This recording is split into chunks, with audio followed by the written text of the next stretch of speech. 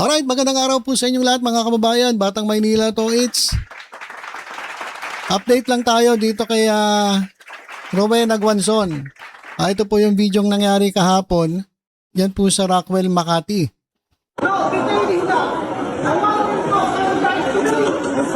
Yung naririnig yung boses, yan po yung kay Rowena Guanzon. Talaga malakas po bunganga niyan eh. Talaga maingay po yan. Kahit naman sa social media, maingay po yan. Yan po ay nangyari sa Rockwell, Makati sa loob po ng mall kung saan napakaraming tao. Diyan po sa mall na yan.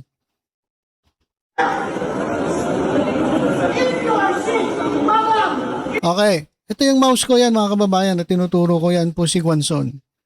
At ito po yung tila ba sinisigawan niya itong nakamask na babae at itong isang lalaki. Ayan. Chinese po ba? Chinese? Medyo mukhang Chinese ano. Pero tahimik lang eh. Di ba tahimik lang yung dalawa? Tahimik lang po yung dalawa. Tuloy natin. Ayan o. Umaano pa nga siya eh. Yung gumaganon, yung umiiling. Siguro sabi niya, wala po akong sinasabing ganyan. Hindi po totoo yung sinasabi ninyo kasi gumaganon siya eh. Di ba pansin niyo yung babae gumaganon? Why are you here, my person? Who is this man? Saka ano siya, yung mahinahon magsalita. Mahinahon magsalita yung babae. Did you ask her? Why did you marry her? Habang si Guanzon naman, bunganga ng bunganga. Yung kausap niya, katabi niya lang, yung bunganga niya umaabot hanggang doon sa likod ng Rockwell. Baka umaabot nga yung boses niya, yung bunganga niya doon sa EDSA. Ganun kalakas yung bunganga na ito ni Guanzon. Habang yung kausap niya naman, hindi mo nga marinig eh. Yung sinasabi, di ba? You're stupid! Ignoramus! Grabe no. Grabe yung bunganga ni Guanzon. Grabe naman. Mga pobre! Utang ina mo! Yan. Grabe. Nagmura pa grabe. Solid na solid yung mura. Hindi ka nga nakarolex!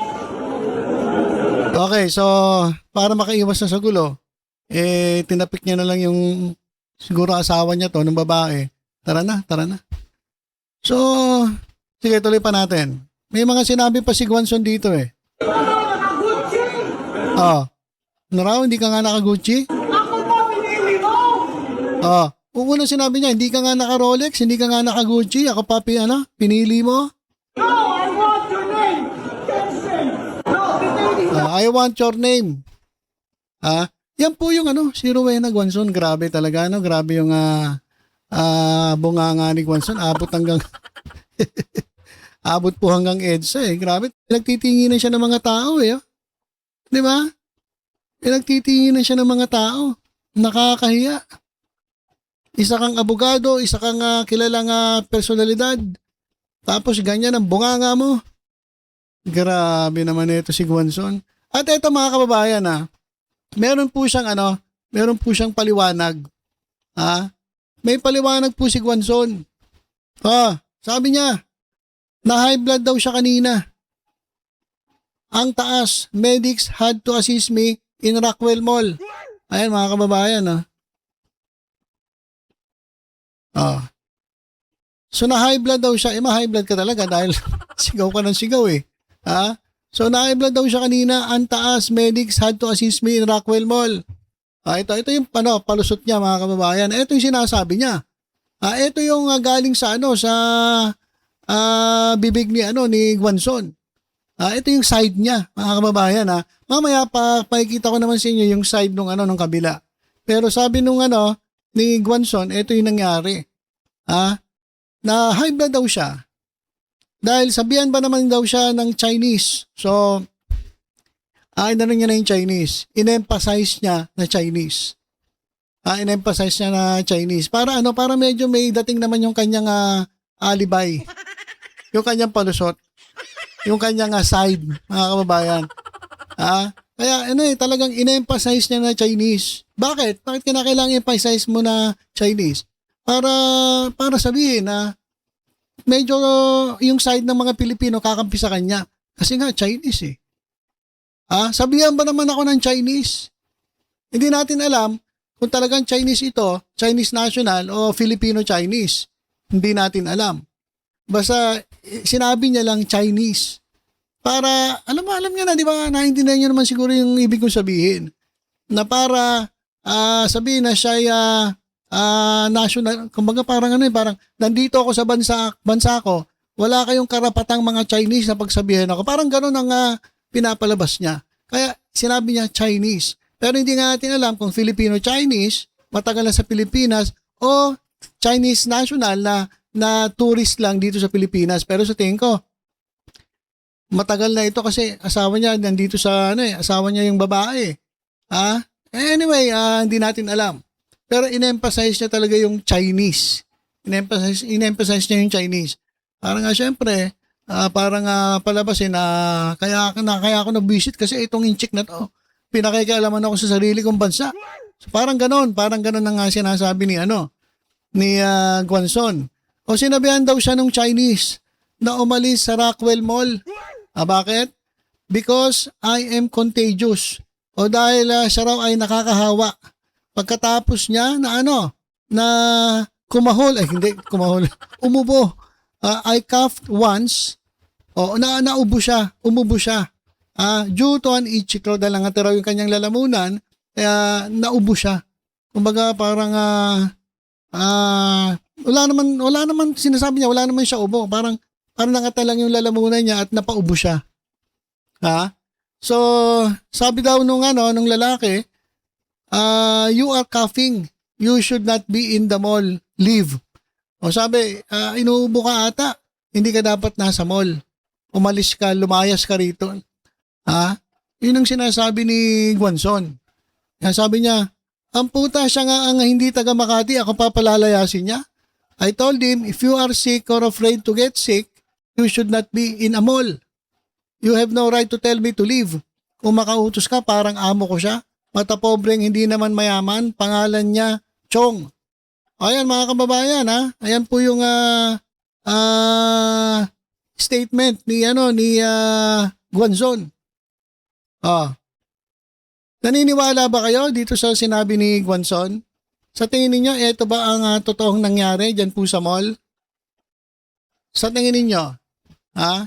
Kasi kung sinabihan siya nung lalaki at medyo arrogante yung lalaki, di dapat sana ay sumasagot-sagot din yung lalaki. Pero yung lalaki, hindi nga nakikipag-usap yung babae. So, sa tingin niyo mga kababayan, naniniwala ba kayo sa palusot? Palusot tuloy na yung sinasabi kong palusot. Sa statement ni Guanzon. At sinasabi niya, yung lalaki pa yung matapobre. Hindi naman daw siya mayaman. Kaya sinabihan niya na hindi ka nga naka Rolex, hindi ka nga naka Gucci. Sino lumalabas sa matapobre? Kung sinasabihan mong matapobre yung lalaki, parang lumalabas mas matapobre ka. 'Di ba, Attorney Guanzon? Tapos ang dahilan niya kaya siya nagsisigaw kasi na high blood daw siya. Alam niyo mga kababayan, sa mga ganitong klaseng sitwasyon, makikilala niyo ang isang tao. Madali itago ang totoong ang totoong pagkatao mo, lalong-lalo na kapag umaharap ka sa, siyempre, gusto mong kunin yung halimbawa, ito kasi sa tingin ko mga kababayan sa tingin ko lang sa tingin ko tatakbo ito Tatakbo ito sa susunod na eleksyon May mga nababasa nga ako, tatakbong senator ito Kaya medyo nagpapasiklab dyan sa social media at kumakampi dito sa mga didilis. At siguro umaasa siya na tutulungan siya ni Sara Duterte at isasama siya dun sa sa lineup ni Sara Duterte sa 2028. So, nagpapasiklab ito. Kaya medyo ang mga salita niya laban kay Marcos at kampi sa mga Duterte. Pero gaya nga ng sabi ko, ang totoong pagkatao ay lumalabas sa mga ganitong klaseng sitwasyon. Madali mo itago yung tunay mong pag-uugali Pag nagsasalita ka, feeling mabait ka, hindi ka matapobre, at ikaw ay makadiyos, makatao, makabayan. Pero sa mga sitwasyon na ganyan, doon yung nakikita kung ano talaga pag-uugali ng tao. Kaya nasa sa inyo yan mga kababayan Nasa atin po yan. Kung tayo po'y maniniwala sa ganitong klaseng mga tao. Kasi mga kababayan, ito naman po yung post na kung saan pinapaliwanag po. Ito. Hello, just clarifying the context. From someone that directly knows the people she was shouting at. Post ito ng kilala, o directly kilala, yung sinisigawan ni Guanzon. Sabi dito, apparently, Guanzon was coughing loudly. At nakabukas po yung kanyang bunganga habang umuubo. Grabe yung bastos. Umuubo ka. Di ba dapat pag umuubo ka, tatakpan mo yung bibig mo? Ganyan ka lang. Ganon. Hindi yung hindi ganon, di ba? Nakakahiya, unang-una. Pretend ka na isa kang political figure na magaling. Nakabukas daw talaga yung kanyang bunganga. At sabi ng couple, politely. Politely, pag sinabing politely, nakiusap kay Guanzon na baka pwede namang takpan mo ang iyong bunganga o kaya magsuot ka naman ng mask. Siyempre, gano'n naman, di ba? Gano'n naman dapat. Kinakailangan mong magmask to protect other people. At protection na rin sa'yo kung may sakit ka. Di ba? Para hindi ka makalanghap ng bakterya, mas lalong magpapalala sa sakit mo. O kaya naman, hindi ka makahawa ng ibang tao. Lalong-lalo na, ubo ka ng ubo. Ang lakas pa ng bunganga ng pag-ubo mo. So sinabihan lang daw siya at nakiusap na takpan yung kanyang bibig at magsuot ng mask. That's it. Yun lang daw yun. Ang dami ng sinabi ni Guanzon. Ibang-iba ito dun sa naratibo ni Guanzon na sinabihan daw siya na lumayas. Pinapalayas siya sa mall. Ako naman, nag-iisip din ako, bakit naman pagsasabihan na lumayas siya sa mall? Kahit sino naman hindi magsasalita ng ganun, una-una. Pero lang kung ikaw ay may-ari ng mall. Pero kung ikaw ay nagsha-shopping lang sa mall, hindi mo pwedeng, kakaroon ka ba ng lakas ng loob? Nasabihan yung isang tao na inuubo ka? Magtakip ka ng bunganga mo at lumayas ka rito kung may sakit ka. Magkakaroon ba ng lakas ng loob ang isang tao na magsalita ng ganon? Sa tingin nyo mga kababayan, pero yung sinabi ni Guanzon, ganun daw ang nangyari. Pinapalayas daw siya nung Chinese. Talagang in-emphasize niya Chinese. Pero hindi naman daw yun ang totoong nangyari. Ito nga daw, politely, nakiusap yung couple na baka pwede naman takpan ninyo bibig nyo at mag-wear po kayo ng mask. So, iba yung kwento ni Guanzon, iba yung kwento netong nung kanyang sinisigawan doon po sa video. So, dalawang side na po ang titimbangin natin. Sino ba talaga nagsasabi ng totoo? Etong side ni Guanzon o yung side ng kanyang sinisigawan? Eto guys, merong mga kasamahan niya dati na nakakilala dito kay Guanzon. Meron silang post mga kababayan tungkol dito kay Tony Guanzon. Kilala nila ito, kasamahan nila ito dati. Ito mga kababayan. Okay. Ito isa pong post basahin niyo na po kung sino nag-post. Pas kay Buangzon. Buangzon na tao. Buangzon. Ayan mga kababayan, may X. May X si Buangzon. Buangzon tawag nila. Bata pobre, elitista at oportunista. Ayan po yung pagkakakilala nila kay Guanzon.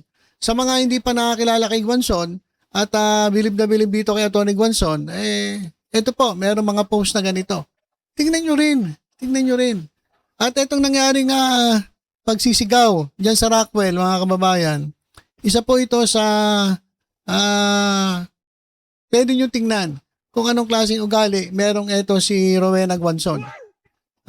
Pero ito, Sabi dito, to Rowena Guanzon, alam namin yung style mo. After kang masuka ng mga pinklawan because of you being a user. Manggagamit daw ito. Clout chaser. At sa pagiging tapang-tapangan ko ng P3PWD, Komunidad ng Pamilya, Pasyente at Persons with Disabilities, fact, you failed to do so. How? Hindi ka nila na ipanalo at never ka mananalo. To all DDS, papauto ba kayo sa tinawag ninyong buwangson noon? Mga DDS pala tumatawag ng buwangson dati. Dati nga kasing kakamping to eh. Leni Robredo sinuportahan ito eh. Tapos nung natalo si Leni Robredo, nanalo sila BBM. At nagkaiwalay si Sara at si BBM. Nagkaroon siya ng pagkakataon sumama dito sa mga DDS na noon ay sinasabihan siyang buang. Kaya sabi dito, sa mga DDS, papauto ba kayo sa tinatawag nyo noong buwang zone? Because she really is. Buwang daw talaga. At gagamitin lang kayo niyan. You are forever atalunan because you ruined the reputation of P3PWD. Ito po yung Komunidad ng Pamilya, Pasyente at Persons with Disabilities.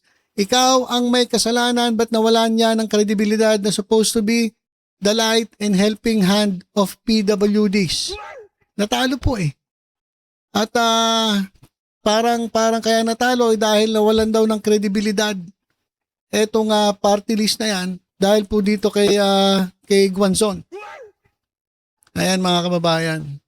Kaya bago po kayo maniwala sa mga kwento-kwento ni Guanzon, tingnan nyo po muna maigi, mag-imbestiga kayo. Ito po yung side ng isa. Asa na ba yun? Ito po yung side ng isa. Wala naman pong sinabing palayasin siya, lumalis siya, nakiusap ng maayos na pwedeng takpan yung bibig at magmask. Pero pagkatapos mo nun, bigla po naging dragon. Naging dragon etong si Buangson at yan na nga. Dahil daw siya high blood. At nasabi niya mata pobre yung couple. Siya nga lumalabas na mata pobre. Di ba? Sino naging mata pobre doon? Kahit tingnan mo yung video eh. Kahit panoorin mo paulit-ulit eh. Sino ang lumalabas na mata pobre? So, mga kababayan yung side ni Rowena Guanzon. Nasa atin po kung sino po ang paniniwalaan natin. Nakita ninyo naman po yung video, napakalinaw. Nasa inyo na po yan. Kung maniniwala kayo dito kay Guanzon o kaya naman dun sa babaeng dun sa mag-asawa na kanyang pinagsisigawan at sinabihan ba naman at minura niya. At sinabihan ba naman na na hindi nga kayo naka-Rolex, hindi nga kayo naka-Gucci. Nako guys, ito yung panahon na kapag hindi ka pala naka-Rolex, hindi ka naka-Gucci, wala kang karapatan magreklamo. Patay tayo.